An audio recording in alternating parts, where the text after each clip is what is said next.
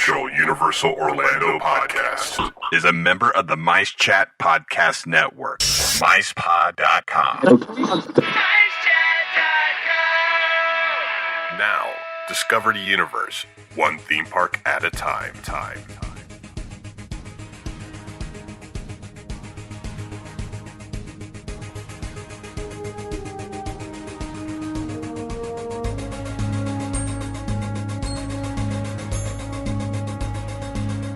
Greetings, Universal fans. It's time for another unofficial Universal Orlando podcast, bringing you all the news from the Universal Orlando Resort and Universal Studios Hollywood, Singapore, and Japan.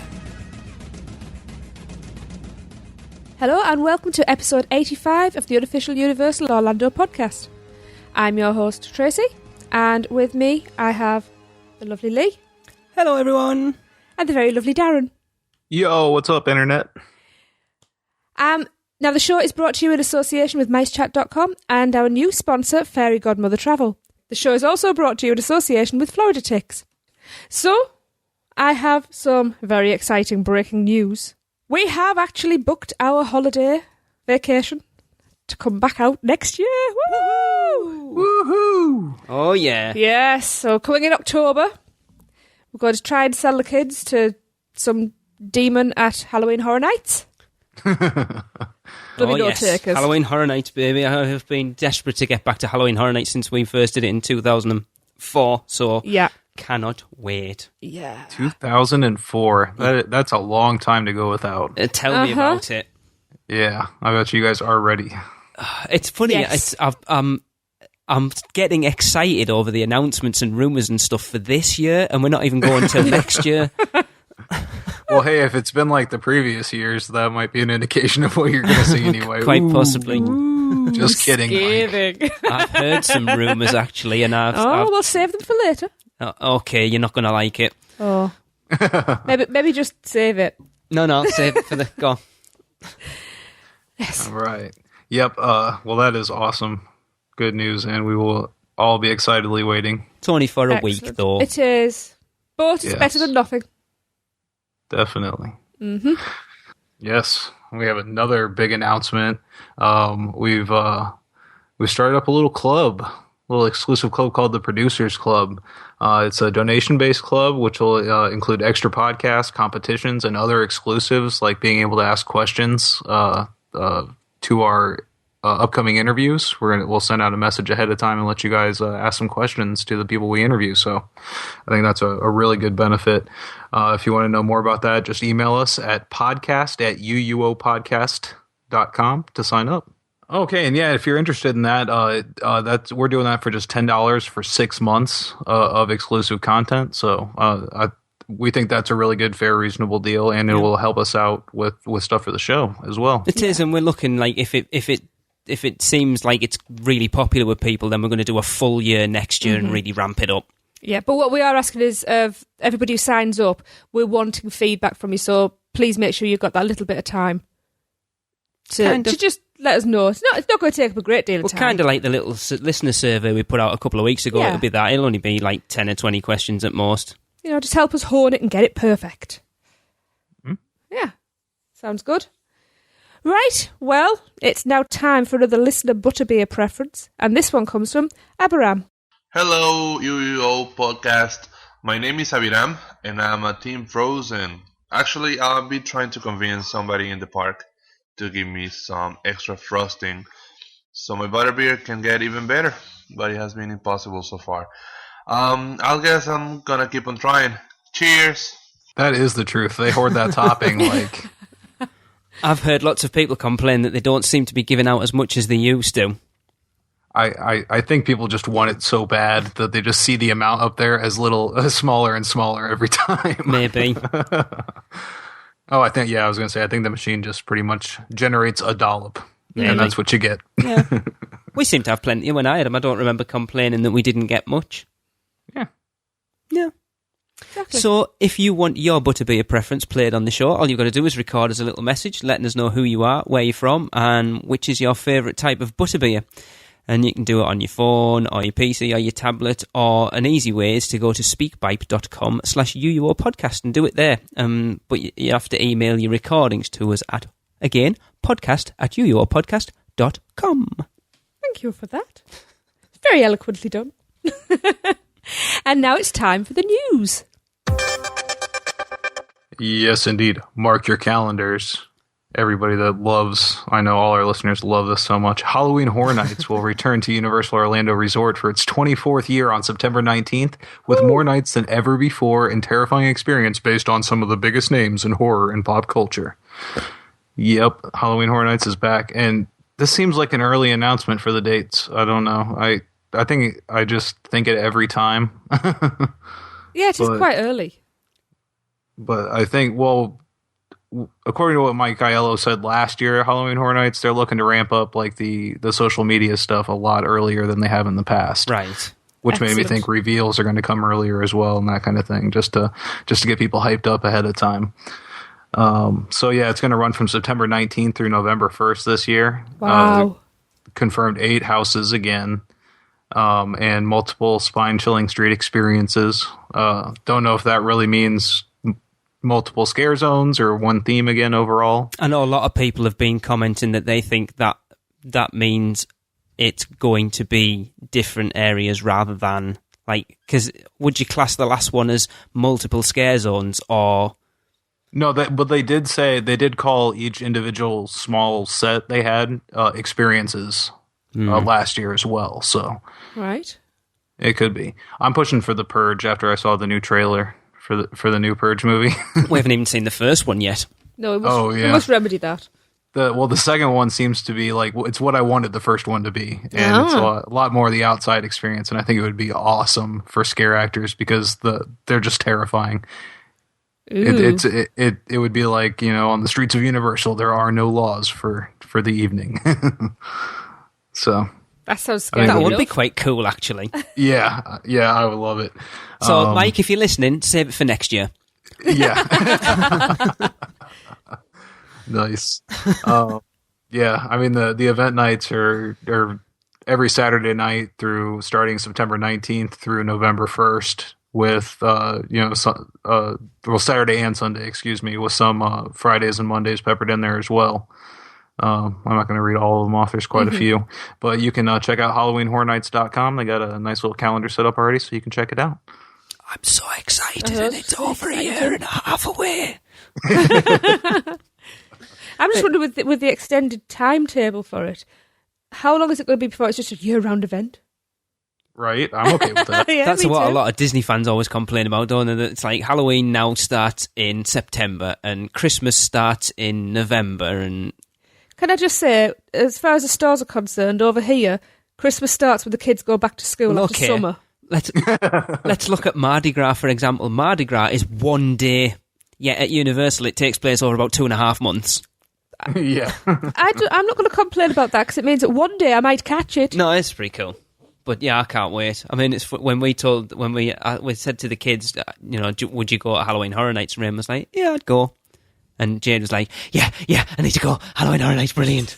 I'm like, oh my God. She is possessed. Honestly. So we're going to be those parents that Darren always complains about dragging their child along. Or she might be dragging us along. Yeah, I think the only one that might be kicking and screaming is Raymond. And I think Jade will be leading us through. Oh, quite possibly. She'll as long as she's got hold else. of somebody's hand, she's happy. Yep, and saying hello to all the monsters. I can see it already. She'll be kissing somebody by the end of the night. Making out with a zombie in the corner. So, speaking of Mardi Gras, it does continue this weekend with the concert. It's only one concert actually this weekend, and that will be Skillet. All right. Playing on Saturday night. Now, they're a Christian rock band, I do believe. Mm-hmm. Hunter's quite au fait with them, if I remember rightly. They play Rock the Universe every year, don't they? Yeah, and despite being a Christian band, they're probably the hardest band on the lineup this year. Right. So, okay. So people that are into the rock metal stuff, this is as close as we're going to get. So enjoy it. I might have to go and check them out. Yeah. Cool. So there you go. Saturday night. Good deal. Because last weekend was Weezer, but we'll talk about that later. Okay. That's told you. Well, I'm going to shut you both up now. The brand new Cabana Bay Beach Resort opened on Monday. Now, as we all know, it's a retro-inspired hotel, and it features incredible amenities. So there's lots for the family to do. There is a 10,000 square foot zero-entry pool. Is that a pool that just slopes in? Yeah. Okay, so it's like a big bowl then, in effect. Yeah. So Okay. there's not like a Yeah, side. So nobody can push anybody in. You can, Fair. but you just like... On one side. Yeah. You don't want to get pushed in. Stay on the low side. Yeah. This pool has the iconic dive tower water slide. And Cabana Bay Beach Resort also has a 10-lane bowling alley and family suites that sleep up to 6, and there's so much more. So much more. I'm not going to go into it all. As from this summer, so guests are going to be able to enjoy even more family fun. There is going to be a second 8,000 square foot zero entry pool. Universal Orlando's first lazy river at an on-site hotel. I love lazy rivers. I don't know what that says about me. They are pretty awesome. They are. Not when your child falls off and then you're like, she can't swim. We'll just pick you up on the next round. And you're floating away. Cling to the side. Cling to the side. Paddling faster. No. There's also the Hideaway Bar and Grill and additional moderately priced family suites and value-priced standard guest rooms. Now, the Hicks family of St. Petersburg in Florida, they received a grand welcome and VIP experiences with a complimentary hotel stay. Lucky things. Why? I'm assuming they were the first guests then, were they? Maybe they won a competition. I don't know. They also got a special tour of the property with, is it Adnan Bizri? Am I pronouncing that right? I don't know. Oh, okay. Thank you for that. Who is managing director of Universal's Cabana Bay Beach Resort, and Russ Dagan, who we've had. We have had the pleasure of his company, yes. Very, very nice person. I was going to say bloke, but that sounds really northeastern. Well, we are. Yes. And Russ is the vice president and executive project director at Universal Creative. And they also got a VIP tour of both the theme parks. That's pretty cool. I'd love to get Jammy a tour buggers. of the parks. Right, yeah. Yeah. What an experience. But yes, our very own Eric Davis stayed there for the first night. And we want to pass over to him to let you know what he thought of the resort. Good morning, everyone. This is Eric coming to you live from Cabana Bay. Having completed my first night here, which is the opening night for the hotel, I have to give this hotel... I cannot give this hotel enough praise. It gets rave reviews. First of all, the aesthetics are beautiful. The hotel has so many incredible amenities. The food is great. Just everything is wonderful here. The atmosphere is just incredible. You want to find yourself here. You just want to be here when you are staying here. Like I said, I can't say enough positive. Each Universal hotel has its own personality. Portofino is this Italian village that you kind of drive up to, or you take the boat to. Royal Pacific is this island hideaway, in the South Pacific. And then Hard Rock is this great, kind of glam California. But, Cabana Bay is my style. Like, this is my kind of hotel with a great classic look, kind of this retro chic beauty. The family suites are incredibly comfortable. The beds and the pillows, I cannot say enough good things about. Wonderful night's sleep last night. Just really comfortable rooms. Again, find yourself here. And so this is Eric signing off, and I hope to see you all at Cabana Bay. Thanks for that, Eric. That was brilliant to hear. Cool. We actually toyed with the idea of, we're looking at maybe doing a night on site when we come over next year, and I would love, and I know Tracy, you really like to stay at Cabana Bay, but with us only coming over for a week, it's just that express pass is what we're going to need, so we might see if we have a wander over. Oh, yeah. Yeah, I'm definitely going to try to stay there as well. Unfortunately, it was the day after my trip this time when I was looking for a hotel. So was it a little bit more expensive than what you paid for that hotel, Darren, I think? Yeah, a little bit, but it would be worth it to check out the new place. I know. And the pictures I've seen people posting so far are amazing. They're they brought the concept to life. Like, I've never seen concept drawings turn into reality exactly like they've done it there, and it's unbelievable. Well, I think it was Chris Wakefield at the meet, wasn't he? He asked Russ, how close to that art will it be? And Russ was like, it will be photorealistic. Yep, and he was telling the truth. It's spot on, and it invokes all those the 1950s, 1960s drive-in motels. That same kind of feeling, but upscaled. And the zero entry pool and everything like that. That's just awesome. You don't see a lot of that. Zero entry pools especially as big as the one is there. So it's very cool to see. It is. I know from a lot of big Disney fans have said it's what Pop Century should have been. And that's pretty high praise, I think. Because Disney fans don't like to poo-poo on their own stuff. So, but Darren, when you did book your hotel on Saturday night, did you happen to use an American Express card? No, I did not. Do you have one? No, I do not. Well, that is a shame, because for American Express customers, you can get exclusive benefits at the Universal theme parks. Oh, can you? Tell Did you me like more. that segue? Right. They've been doing it for a while, actually. I think if I remember rightly, there was an American Express lounge in the studios at some point that if you had a card, you could go in and there was like little snacks and drinks on and stuff. But they've expanded it again, and it covers, from what I can gather, it covers all the theme parks.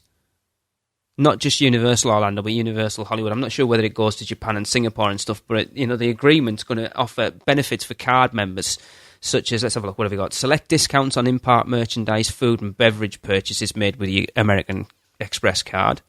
There you go, access to the exclusive American Express VIP lounges with the purchase of a multi-day park ticket, or, actually that says a multi-park ticket, I can't even read, or annual pass at Universal Orlando Resort, and with the purchase of a VIP experience or front-the-line pass at Universal Studios Hollywood. Lounges provide guests with a relaxing atmosphere to plan the rest of their day, as well as enjoy complimentary beverages and snacks. I'm always up for that.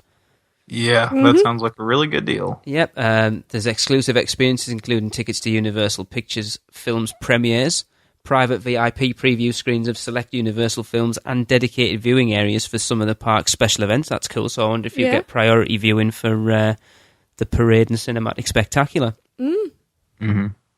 And then it also says there are rich incentives and offers for approved new applicants applying for an American Express card at Universal theme parks and on their website. So if you have an American Express card, you can just visit the Universal theme park website or guest services to find out what the current offers are.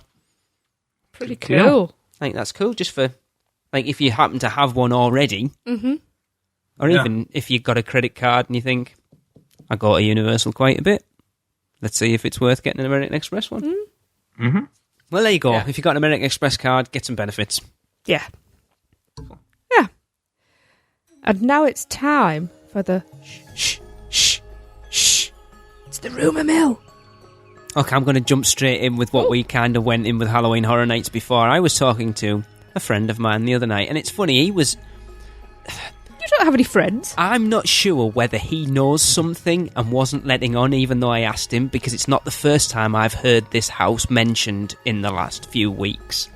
Tracy's not going to be happy when I mention this, Darren. Uh-oh. Because Sheila wanted this the next year. What? But it's not the first time that I've heard a potential Shining house being mentioned for this year. Nope. That would kind of go along with how excited Michaelo's been on Twitter lately. Yes. Since he's taken over the Halloween Horror Nights official Twitter, definitely somebody to add on Twitter, because... Something that's as iconic as American... That's what they said, wasn't it? They got the same feeling when they signed this one that they got when they got American Werewolf in London. Yeah. But then he also said it was full of interesting characters, which takes you away from that, because I know Hellraiser's been bandied around. Ooh. But is that the person I spoke to sort of said... There's only one interesting character in Hellraiser. I don't know. If you think about the Cenobites, if you go beyond the... I don't know. It's that long since I've seen the first one. Yeah, but it's not one of the things that I would, immediately associate with iconic characters. Yeah. If I'm thinking of, The Shining, you've got Jack, and you've got the ghosts and everybody. Yeah, the little Throughout the kid on the house. bike and the two little girls and And then you've got the great the big... caretaker. You've got the maze outside. There's a scare zone. Oh, that would be awesome. You have people dragging axes along in there. I will not Jesse, be I amused. said that you would not be happy. I love The Shining.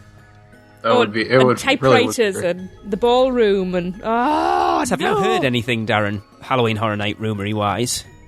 Actually, I have not. I had heard some rumblings about that, but that's about it. I don't have a whole lot to bring to the rumor table this week. Off air, me and Hunter had a bit of a conversation last week about Diagon Alley stuff, and I can't remember what it was. He said there was something. I think it was to do with the ride system. There was like a fake waterfall in it and something else, and we probably should have left it in now. But there are rumours going around. Put it in your calendars and on your diaries that apparently soft opening may be May 1st. Ooh. For Diagon. That's what I've seen banded around on the Tinternet lately. Yeah, and I also heard some rumblings about how we originally thought the Hogwarts Express would be the first thing to open. That might be the thing that's delayed. It looks because that I saw pictures on the internet at the weekend that the station over at Ireland still seems very, very far away from being ready. Yes, it does. They've added the scaffolding in order to add the it looks like something might be like a little tower with a weather vane or something on it. Something that you can easily pick out, of the crowds and everything to find out where to get your tickets. Okay, All right. But yeah, just the scaffolding part, and that's the only thing I've seen them add in the last 2 weeks. So, but on the Diagon Alley side, they've started adding the vertical signs on the buildings and that kind of thing. So, the trees went in. I think Eric took Yes. pictures the other day. They've planted some trees in the the courtyard bit out the front of it now as well. They didn't plant them. They put seeds in the ground and then they waved their wands. Get it Because right. that's Muggle. That's the Muggle world out the front. So no. No, the wizards came in. I have it on good authority. My house elf told me. Actually, there's a house. I saw a sign, didn't there? What was it? The house elf. What was it? how do you think construction's moving so quickly? Yeah. Quite possibly. And they're not just going to use them for Potter. But yeah, I'm quite happy that I said this to Tracy. I didn't actually. I said it in my head and never actually spoke it out loud. That I think I'm possibly happier that we're going next year to see Diagon, because everything, like if they're putting the trees in, I don't know how old the trees are and how well planted everything will be when it opens. Because if you look at the concept art for that whole front area in front of the London facade, it looks amazing from the concept art, but I can't. What are we, 2 months out from apparent opening? 3 months? April, No, May, June. May. You said May, soft opening. For soft openings, yeah.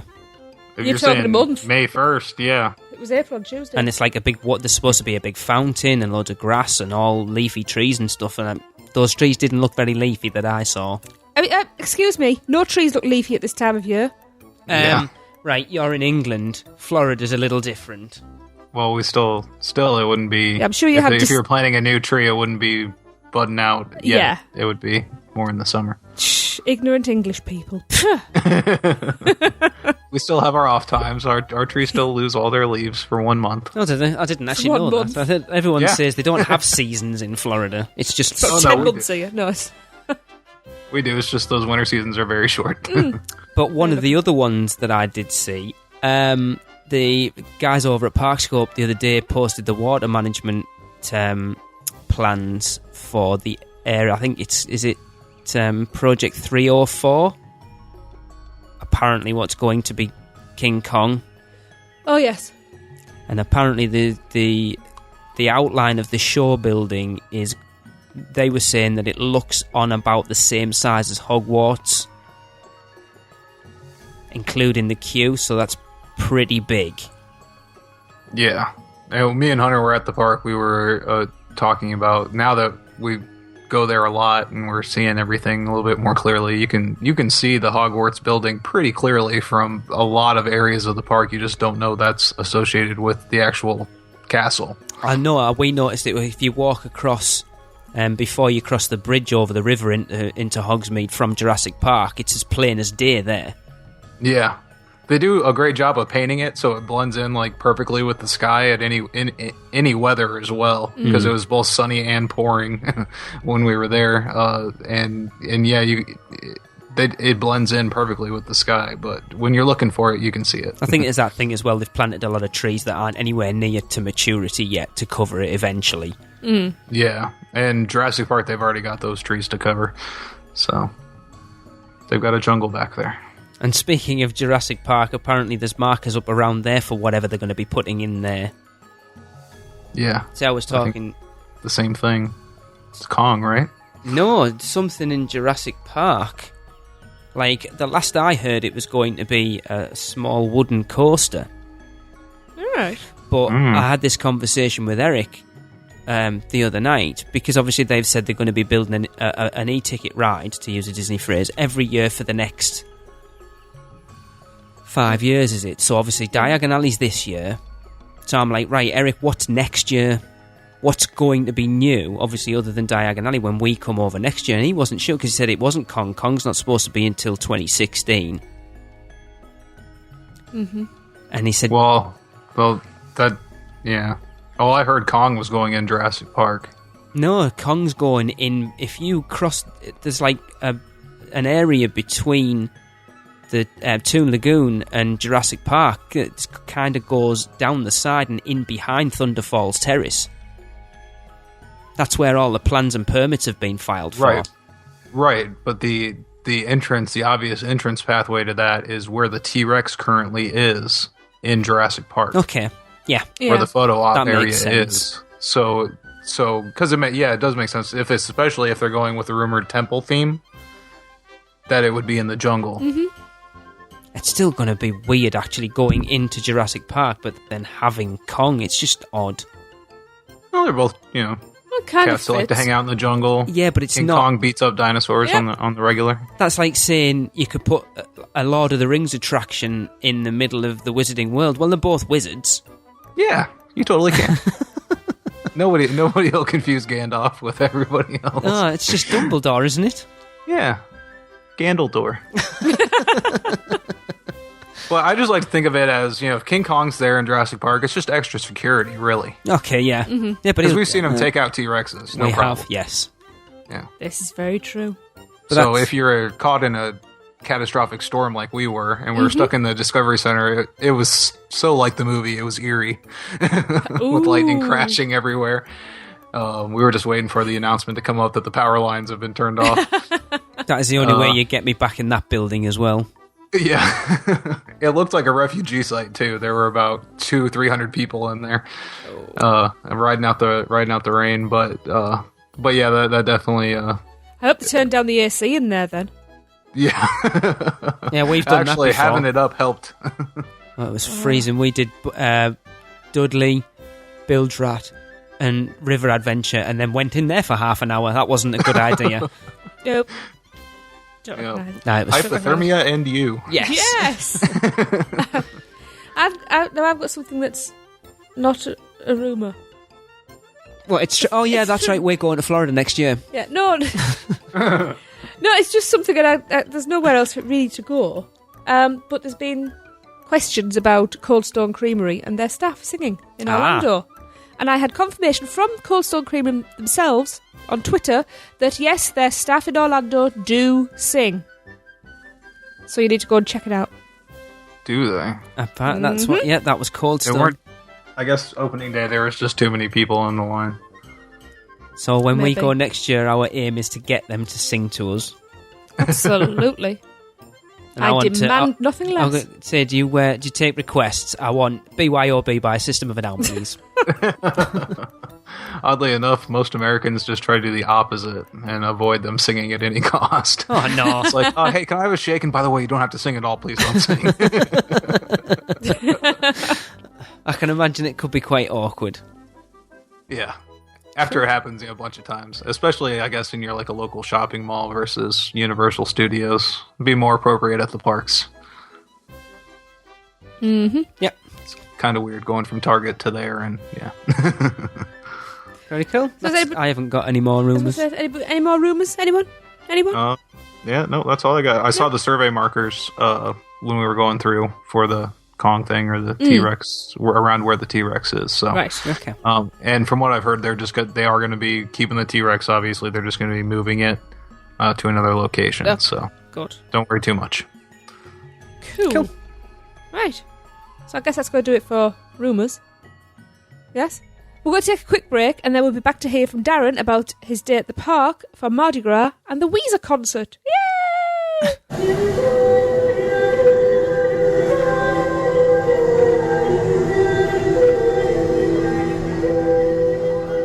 Diagon Alley is opening at Universal Studios Florida this summer, and we know all you witches and wizards can't wait to visit. So let our friends at Fairy Godmother Travel deal with the muggles and resort reservations. They're Universal Parks and Resorts specialists, as well as an authorized Disney vacation planner, and their service is free to you. From the new Cabana Bay Hotel to those other hotels run by a mouse, Fairy Godmother Travel can book all of your Orlando area vacation needs. And make sure you let them know you heard about them because of UUOP, because every UUOP referral helps us continue to bring you the best Universal coverage we can. Contact them today by phone at 832-284-4002 or toll free at 888-939-6425. Or go on over to fairygodmothertravel.com. Let Fairy Godmother Travel make your next vacation magical. Hey all you UK UUOP listeners. If you're heading out to Universal Orlando this year, then you're going to need tickets, right? And what better place to get them than Florida Tix? They deal in all Universal Orlando tickets as well as tickets for all the other Central Florida attractions. And the best thing is, they're open 7 days a week, have no credit card fees and send out real tickets, not vouchers. So contact them today at 0800 980 5552 or visit their website floridatix.co.uk. That's floridatix.co.uk. And let them know you heard about them on the UUOP. We now return you to your regularly scheduled programming. Welcome back everyone, and now it's over to Darren to talk about his day on Saturday with Hunter. Alright. Well, I talked about it a little bit already, I guess. One quick question, jump in, Darren, right? Yes. Did you get on a float? No, I did not. Boo. Nope, I submitted and requested the date through the pass holder site like a month ago. So I figured I had a pretty good chance, but nope, didn't get it. Oh, it's a shame. Yeah. But that's all right. Gave us enough time to get in place for the concert and get ready for that. But yeah, we had a good day. Started off, got there at park opening. Went on a few rides. We went over to Universal Studios first, and then hopped over to Islands of Adventure, and then back over to Universal for the Mardi Gras stuff. So, went on Men in Black, got a new high score, 551,000. Very nice. Oh, you're 4,000 behind me. Oh, am I? Yeah. I'm coming. Breathe it down my neck. Next time. We went to that place that we go to eat. Place we went to last time? Mythos. Yeah. Mythos. All right. Yeah, we went and ate at Mythos again. I gotta say, mine personally was not as good as the last time. Right. I tried the steak and portobello panini, and the steak kind of tasted like the kind of steak you get from the from the microwave meals kind of things. Ew. Here. Yeah, so that one was a little disappointing, gotta say, but the bread was still awesome. The butter was still stamped with Universal. Excellent. Yep. Staff was still really cool, and we were able to walk right in, and despite it being very heavily packed, the parks in general, we were able to get a table right away. So that's good. Yeah. That's surprising. Yeah. We went a little earlier, a little bit before lunchtime. It was like 11:30. So I'm sure if we would have went a half hour later, we would have been waiting for a while. Quite possibly. Yeah. The table seemed to fill up while we were there. So. Okay.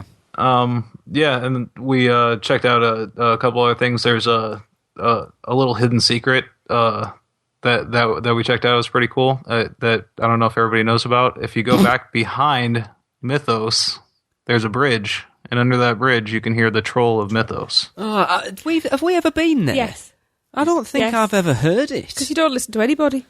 Well, they apparently had the audio off for a long time, but it's back up and running, and it was running that day. And with the overall cloudy atmosphere and everything, it was pretty cool to hang out there for a bit.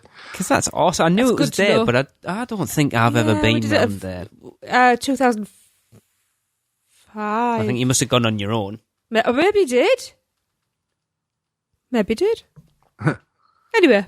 So yeah, then it did start pouring. So yeah, like I said, we hung out at the Jurassic Park Discovery Center for a while, and then once it cleared up, we headed back over to Universal. So yeah, then we went over to Universal Studios. The Mardi Gras stuff was just starting, so we kind of walked around the Mardi Gras area. So they did not have the still walkers out because it had been raining all day, so it was another slippery day. Yeah. We watched the parade. Parade was really good. Caught a lot of beads. Again, they definitely don't skimp on the beads. Excellent. Well, that's good. Yeah, definitely. So I still remember Tracy coming back from Halloween Horror Nights with a bloody neck full of them. Mm-hmm. Yeah. They don't do that anymore at Halloween Horror Nights, as far as I know. Because they don't do the parade anymore, do they? Well, yeah, no, there's no parade. So that's a shame. That was good. There's no way. Yeah. Hey, maybe it's something they'll bring back. Hope so. Mike, if you're listening, parade next year. Hey, make it happen. it's an important year next year. We're already drafting a list up to send to him of things we expect next year when we come over. I think the park's so packed it might be hard now to do that, but we would like it anyway. Yes. So yeah, and then after that, the Weezer concert. So where we were standing to watch the parade, it was just a little quick jump over to the concert, and they did all their big hits and everything, and it's really cool to see a concert there. That was the first one I sat all the way through and watched, beginning to end. Well, that was your main reason for going, wasn't it, you and Hunter, for the Weezer concert? Yeah, and it's awesome to see with Rip Ride Rocket rolling in the back and everything like that. It's just it's an incredible experience, and they definitely packed the crowd out. The whole concert area was full. The streets around the area were full. As far as I could look in front of me and behind me, it was just a sea of people. Wow. So they definitely brought the crowd in. We were laughing because the people that seemed to be most into the concert out of everyone were the moms. There's a lot of teenage daughters and sons, trying to look down, texting and stuff, trying to distance themselves from their mothers that were dancing like crazy. I'd have been one of them. Yeah, probably. That's always fun to see. But yeah, I thought they put on a really good show. They had a girl, I don't know if she was from Orlando. Eric had actually posted a picture on his Facebook page. Oh, on the keyboard. Yeah, came out and played the keyboard for a song, and she was awesome as well. So yeah, the whole thing went off really great, and they do a really good job of funneling everybody out at the end. Not rushing it too much, but just enough to get the crowd cleared out, because the employees do want to go home and go to bed at some point. Of course they do. Yeah. So and they weren't too pushy, but they got everybody out in a timely manner, and yeah, then we hung out at City Walk for a bit for the crowds to disperse, and then we trucked it back to the monumental Movie Land Hotel. I do believe you happened to meet one of our listeners at the concert as well, Darren. Yes, I met Nina. Brilliant. She was stalking Nina you found us. Yeah, because I was can't like, believe she did. They were at Transformers about 20 minutes ago, and she went, right, I'm off to find them. And then she said, I don't think, and I was talking to you, you were like, I don't think we're going to see you through here. And then the next thing she posted, here I am with Darren and Hunter. Yeah, in that sea of people, she found us. So. She had awesome. A hell of a lot of beads round her neck. Yeah. Yeah, like I said, it's not that hard to get beads at Universal. So she hadn't been mugging anybody. Yeah, no, probably not. I don't know. Give me the beads. No, it's a really cool picture. Yeah, I just can't believe all those people, and she actually managed to find you.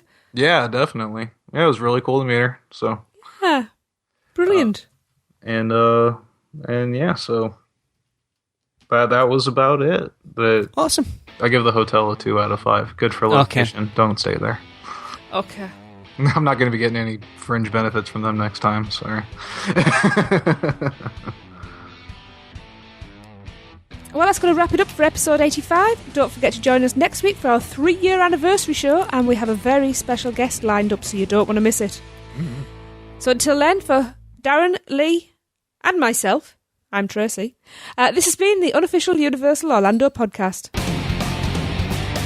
That does it for another unofficial Universal Orlando podcast. Between shows, we'd love for you to get in touch. So email us with your spews, funny schmitz, comments, questions, and news to podcast@uuopodcast.com. Keep up with what's going on every day by following us on Twitter @UUOPodcast and follow Eric in the Parks @UUOPEric. Like our Facebook page at facebook.com/UUOPodcast. Follow us on Instagram and Pinterest @UUOPodcast.